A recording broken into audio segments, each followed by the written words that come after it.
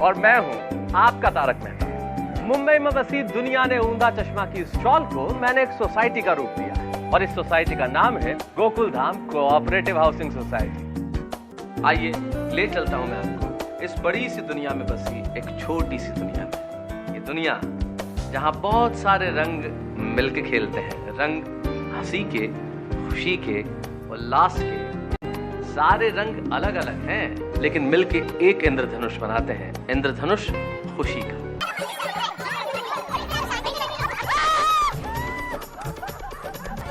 ये लोग रोज यूं ही लड़ते झगड़ते रहते हैं और फिर हंस के गले मिलते हैं।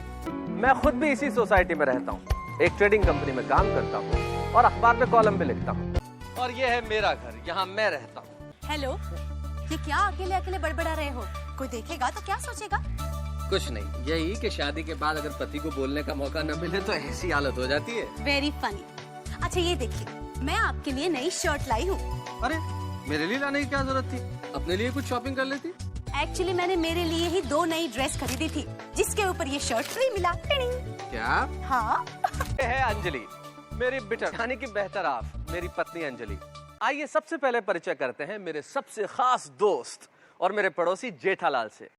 जेठालाल वहां रहते हैं, जेठालाल गड़ा इलेक्ट्रॉनिक्स के मालिक और गजब के सेल्समैन हैं, लेकिन हमेशा छोटे छोटे सुखों की तलाश में बहुत दुखी रहते हैं। और इस सोसाइटी के सबसे जिम्मेदार इंसान, क्योंकि कहीं भी कुछ गलत होता है तो जिम्मेदार इन्हें ही ठहराया जाता है। जेठालाल चंपकलाल गड़ा हाजिर हो।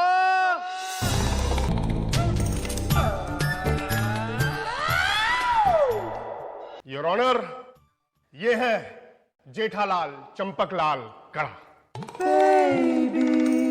वो इंसान जो इंसानियत का दुश्मन है और ऐसा गुनहगार जो टेररिस्ट से भी बढ़कर है, और एक ऐसा मुजरिम जिसके लिए कानून की हर सजा कम है।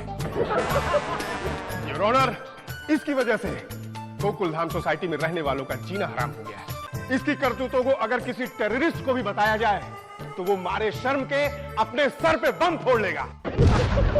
लेकिन इसने किया क्या है? माय लॉर्ड, इसने एटम बम बनाया है। क्या? Atom bomb? और वो भी अमेरिका की परमिशन लिए बगैर? Order order. अरे जज साहब, ये वो एटम बम नहीं, ये जीता जागता बम है जो पिछले 10 सालों से सबके घरों में फूट रहा है। और उस ह्यूमन बॉम्ब का नाम है टिपेंद्र जेठालाल गड़ा उर्फ Tappu. Tappu Tappu Tappu? Yes your honour, Tappu, Jethalal का बेटा। उसके लिए इसे सख्त से सख्त सजा दी जाए। कानून भले ही अंधा हो, लेकिन बिना सबूत किसी को सजा नहीं फरमाता। गवाह को पेश किया जाए। योर ऑनर, ये है मिस्टर सोडी, पेशे से ट्रांसपोर्टर हैं, लेकिन अपने घर के कांच हर हफ्ते बदलते हैं। ये इनका शौक नहीं, मजबूरी है। हाँ तो रोशन जी। यस। मैं रोशन जी से कह रहा हूँ। जी कहिए। हम दोनों का ही नाम रोशन है। ये मिस्टर रोशन और मैं मिसेस रोशन।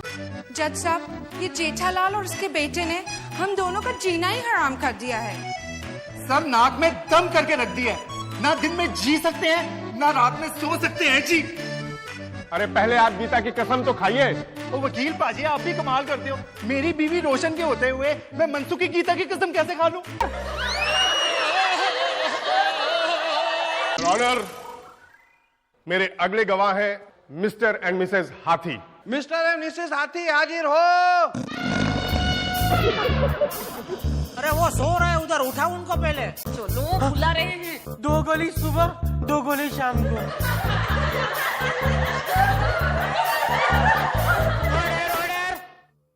ए मिस्टर, आपको जो भी प्रिस्क्रिप्शन देना है, I mean, आपको जो भी कहना हो यहाँ कटघरे में आकर कहिए।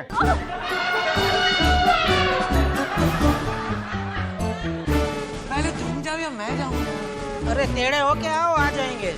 योर ऑनर, ये है मिस्टर हंसराज हाथी, गोकुल धाम सोसाइटी के इकलौते डॉक्टर, और ये है उनकी पत्नी कोमल हाथी। सच के सिवा कुछ नहीं कही। हाँ तो मिस्टर हाथी, आप जज साहब को टप्पू के बारे में बताएं। उसका तो नाम ही मत लेना, एक बार मेरी डिस्पेंसरी में आके मेरी सारी दवाइयों के वो क्या कहते हैं, हाँ, मेरी सारी दवाई के लेबल चेंज कर दिए। पूरे एक हफ्ते मैं वो सरदर्द वाले पेशेंट को पेट दर्द की दवा देता रहा।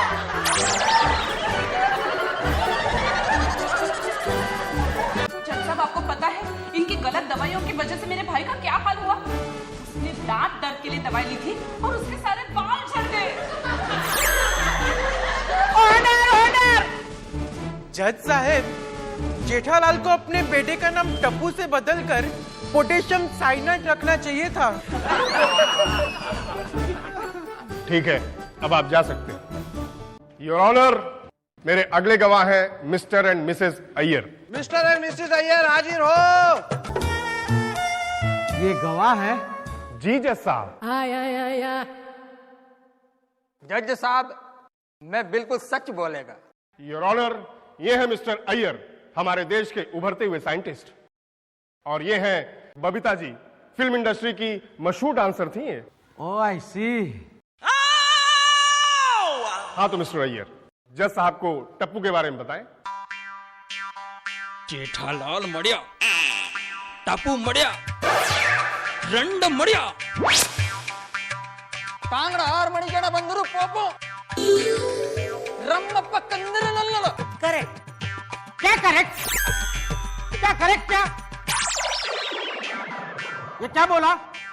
जज साहब, इनका मतलब ये है कि हमारी न्यूक्लियर मिसाइल भी इतनी ज्यादा नुकसान नहीं करती जितना इनकी छोड़ी हुई मिसाइल, मतलब इनके बेटे टप्पू ने सोसाइटी में की है। बबीता जी, आप भी?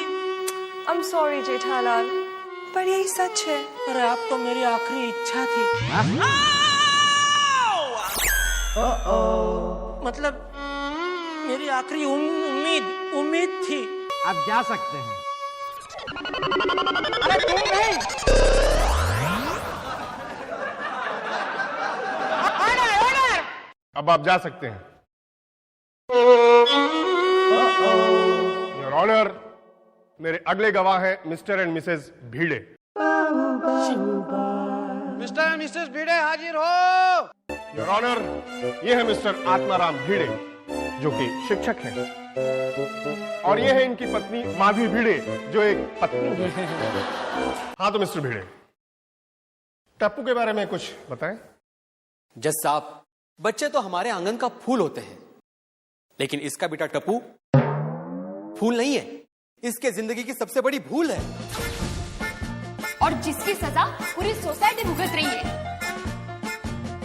टप्पू के बारे में जज साहब को और विस्तार से बताइए। जी, बच्चे तो हमारे जमाने में हुआ करते थे, शांत, समझदार, शिक्षकों को आदर भाव देने वाले। लेकिन इसके टप्पू ने मुझे परेशान कर दिया है। जब मैंने उससे पूछा कि बेटा टप्पू, तू इतनी सारी गलतियां दिन में कैसे कर लेता है, तो उसने कहा, मास्टर जी, मैं सुबह जल्दी उठ जाता हूं।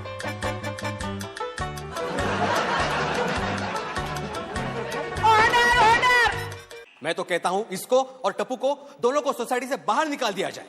जा नॉनसेंस, सोसाइटी तुम्हारा बाप की है। जज साहब, ये भी सोसाइटी में अपने घर में वो बच्चों का क्लासेस चलता है, ट्यूशन क्लासेस, वो भी गैर कानूनी। उसका क्या? इसके लिए भविष्य बना रहा हूँ। तुमने देश को क्या दिया है टप्पू? तो तुम्हारे भी कौन से बच्चे बड़े बड़े टाटा बिरला बन गए, बोलो। अरे तुम्हारा बेटा किसी को पढ़ाई करने दे तब ना, आखिर संगत का असर तो होता ही है। हाँ, तो ये मिस्टर भीड़े की संगत का असर उनके बच्चों पे क्यों नहीं पड़ा?